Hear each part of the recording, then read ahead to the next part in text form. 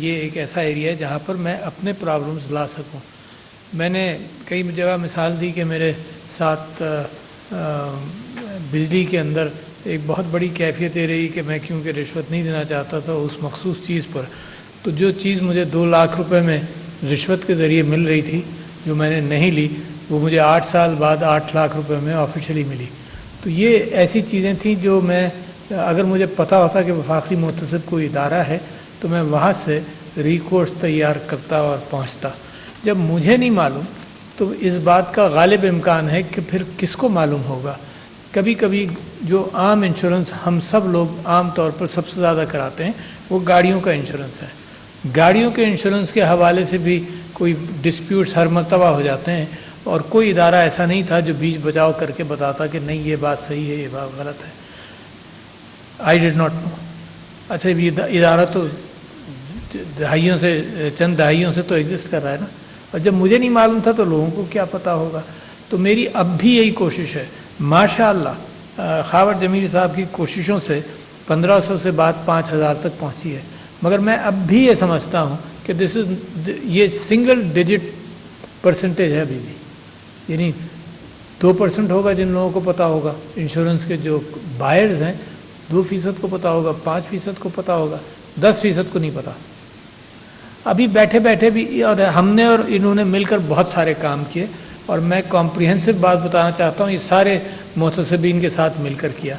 ایک تو سب کا یہ خیال تھا کہ ٹی وی پہ اشتہار چلایا جائے، اور میں سمجھتا تھا کہ یہ اتنا ایکسپینسو وینچر ہے کہ اس کو ہم افورڈ ہی نہیں کر سکتے. تو لہٰذا کیونکہ کوئی سیاسی ایکسپیرینس میرا تھا، اور سیاسی ایکسپیرینس کے اندر میں آپ کو اپنی سمپلسٹی کا اندازہ بتاتا ہوں کہ جب پاکستان تحریک انصاف بن رہی تھی 96 میں 97 میں، تو ہم یہ سوچتے تھے کہ اچھی بات کرو گے، سچی بات کرو گے، چھپے گی. 1 سال تو اسی کا غلط فہمی میں گزر گیا کہ اچھی بات کرتے ہو اور خراب باتیں چھپتی ہیں، اچھی بات نہیں چھپتی. تو ہمیں پتہ چلا کہ یہ مارکیٹنگ کا کام ہے. اب یہ مارکیٹنگ کے اندر بہت ساری چیزیں ہوتی تھیں. اس زمانے میں صرف پرنٹ میڈیا تھا، اور پرنٹ میڈیا کا حال جس کے ہاتھ میں طاقت آ جائے نا تو بڑا اس کے رویے بدل جاتے ہیں. پرنٹ میڈیا کا حال یہ ہوتا تھا کہ جی ہم پہنچے، جی آپ 10 منٹ دیر سے آئے، ہم واک آؤٹ کر رہے ہیں. ہم ان کی خوشامد کیا کرتے تھے کہ بھائی واک آؤٹ مت کرو، بات تو پوری سن لو. تو پرنٹ میڈیا، پھر بھی یہ ریئلائز کہ نیوز میکنگ کرنی پڑتی ہے نا. نیوز بذات خود جتنی بھی اچھی ہو، you have to make news. تو لوگ بہت ساری ترکیبیں کرتے ہیں نیوز میکنگ کے حوالے سے. تو ہم نے اپنے محتسبین کے معاملات کے اندر یہ کہا کہ جو اچھا فیصلہ کرو that would make news, by it self it would make news.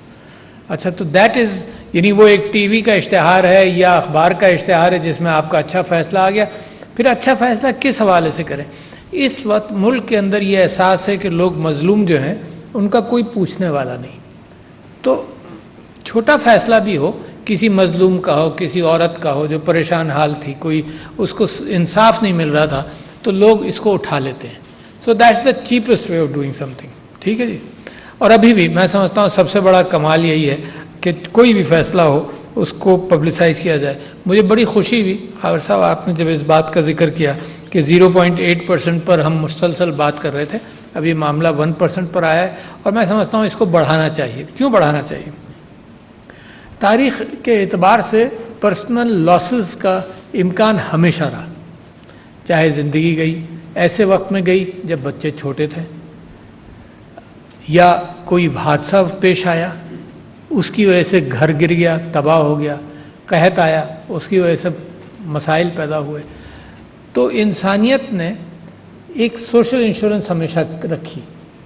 Complete نہیں تھی، مگر جن ماحولوں کے اندر ایسے لوگ موجود تھے جو لیڈر تھے، جو فکر کرتے تھے غربت کی اور مفلسی کی اور پریشان حالی کی، تو انہوں نے سوشل انشورنس کی کہ اپنے امبریلا میں لے لیا.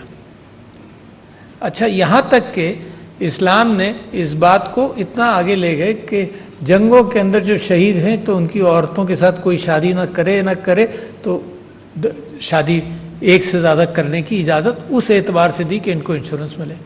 پھر یتامہ کے لیے قرآن کے اندر آ گیا کہ یتیم کو دھکا مت دینا، یتیم کو سننا. میرے نبی کو اللہ تعالیٰ یاد دلاتا ہے کہ تم سوچ رہے تھے کہ شاید اللہ تم کو بھول گیا، مگر یاد کرو کہ تم کو یتیم پایا ہم نے اور ہم نے تمہارے راستے دکھائے.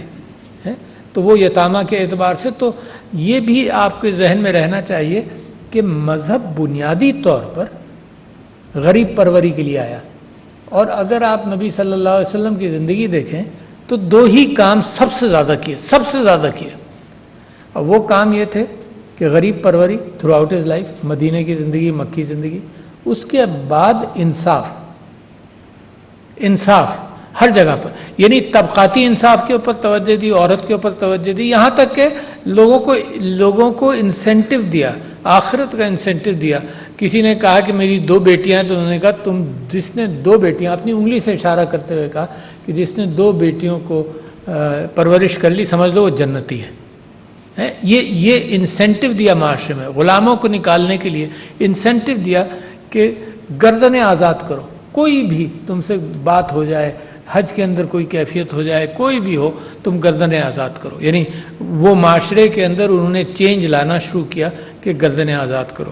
تو میں آپ سے یہ کہتا ہوں کہ ایک تو یہ سوشل انشورنس آئی، پھر ریلیجس انشورنس بھی کہہ لیجئے اس کو.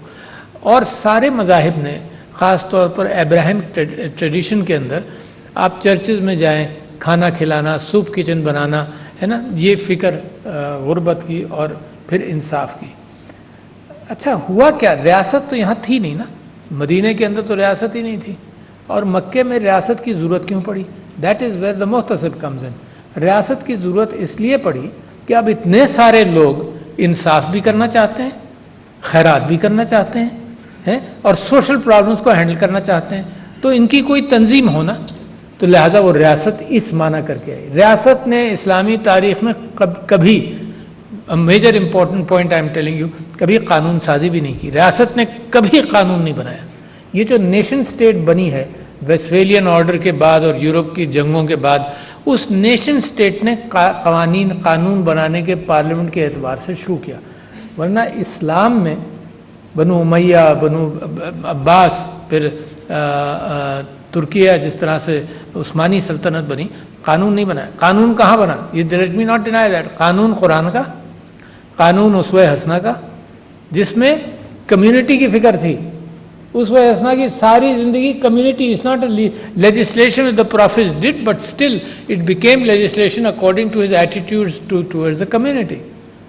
اچھا پھر قانون بنایا کس نے؟ پھر قانون بنا ایسے لوگوں سے جیسے خاور جمیل صاحب ہیں، کہ لوگ آئے، انہوں نے فتویٰ لیا کہ جی یہ میرا مسئلہ ہے، یہ میرے مسائل ہیں، اور یہ میرا کانفلکٹ ہے. تو لوگوں نے قرآن دیکھا، مفتیوں نے قرآن دیکھا، اسوہ حسنہ دیکھی، پچھلے فتاوے دیکھے، پھر قیاس کیا. اگر کوئی چیز نہیں ملی تو پھر قیاس کی اپنا interpretation looking at all the laws. کیونکہ every incident is different usually, ہے نا. اسٹینڈرڈ ڈسٹریبیوشن کورٹس کے اندر بھی 50-60% ہوگا، باقی ایوری کیس از ڈفرینٹ. تو اس کے اعتبار سے فیصلہ کیا. ریاست کیا کرتی تھی؟ ریاست قاضی بناتی تھی، قاضی کو نامنیٹ کرتی تھی. امام ابو حنیفہ کے سلسلے میں، امام یوسف کے سلسلے میں آپ نے سنا کہ قاضی بننے کے اعتبار سے امام ابو حنیفہ کبھی تیار نہیں ہوئے، امام یوسف کو تیار ہوئے، قاضی بنے. تو قاضی ضرور بناتی تھی مگر لا نہیں بناتی تھی. تو لہٰذا ہمارے ہاں بھی میں سمجھتا ہوں کہ بہت بڑا ایریا ہے جس کے اندر انصاف کے طلبگار آپ کی دہلیز پر دستک دیتے ہیں، اور لہٰذا آپ فیصلہ کرتے ہیں. تو لہٰذا یہ سوشل انشورنس اور ریلیجس انشورنس اور اسٹیٹ انشورنس پاکستان کے اندر اسٹیٹ انشورنس ہے، without calling it state insurance. کیا ہوتا ہے؟ کوئی حادثہ پیش آیا، گورنمنٹ کہتی ہے کہ جی ہم جن کی اموات ہوئی ان کو ہم 10 لاکھ روپے، 5 لاکھ روپے، 20 لاکھ روپے دینا چاہتے ہیں. اے پی ایس کا واقعہ ہوا، اس کے لیے لوگ بھی بڑھے، گورنمنٹ بڑی، کوئی ان کا انشورنس تو نہیں تھا نا. But this is the state which picks up. کبھی کبھی اسٹیٹ اگر سوشل اسٹیٹ ہے تو ٹوٹل اٹھا لیتی ہے، مگر وہ ٹیکسیشن بھی اتنا ہائی کرتی ہے کہ اس کے ریونیوز اس اعتبار سے میچ کر جائیں to the good they want to do. اچھا اب اگر capitalism, mix capitalism, socially responsible capitalism, جو میں سمجھتا ہوں پاکستان کا معیار ہونا چاہیے کہ سوشلی رسپانسبل، اس کے اندر آپ انکریج کرتے ہیں کہ جو آدمی افورڈ کر سکتا ہے کسی حد تک اپنی گڈز کو انشور کر لے، چاہے وہ لائف ہو، چاہے گڈز ہوں، چاہے فائر کے اگینسٹ کرے، چاہے جس چیز کے اندر کرے. اور رسک، آج کل رسک کو پہچاننا، insurance companies will always make a profit because they recognize the risk and then reinsure themselves. ہم پرعزم ہیں آپ کو آگاہ کرنے کے لیے. اگر آپ دنیا بھر سے حاصل ہونے والی اطلاعات، معلومات اور خبریں جاننا چاہتے ہیں تو ابھی سنو نیوز کا یوٹیوب چینل سبسکرائب کریں اور بیل آئیکن پر کلک کریں.